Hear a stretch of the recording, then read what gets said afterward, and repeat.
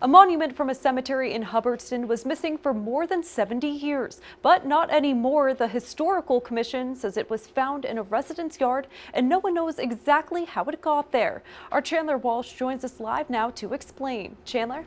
Brittany, the commission says the monument was found a short drive away from the cemetery where it originally stood, and so far they haven't been able to find any relatives of the family it belongs to.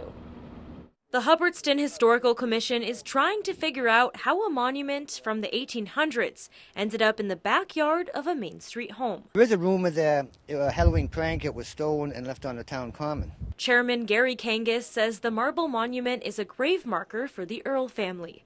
It has names on 3 sides, and the earliest date is 1829. The property owner, he said the previous owner found this way out in the woods here and was dragged in the backyard, and it was here when he bought the house. James Jackson has lived in town for more than 40 years and says this isn't the first time monuments have been taken or needed to be replaced. That Civil War one, when we moved to town, had heard the story of the brass eagle. You know, that at one time it was a brass or bronze eagle that adorned the top.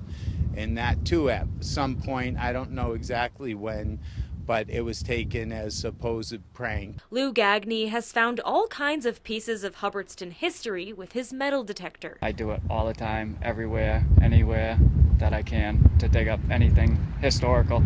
He says the area is full of artifacts, and he's glad the town now knows about the monument. Kangas says the original was replaced after it went missing from Forest Hill Cemetery decades ago. A lot of vandals in cemeteries these days, and even people steal gravestones and use them for coffee tables. I've heard of that kind of accounts. The original monument is missing an urn from the top. Kangas says they plan to go back into the woods and search for it. We're trying to track down any of the family that may still be alive, that if they want the monument, or what do we do with it? Kangas says the monument is too heavy for one person to move on their own. They're keeping it at the Main Street home until they can connect with the Earl family. Chandler Walsh, Worcester News Tonight.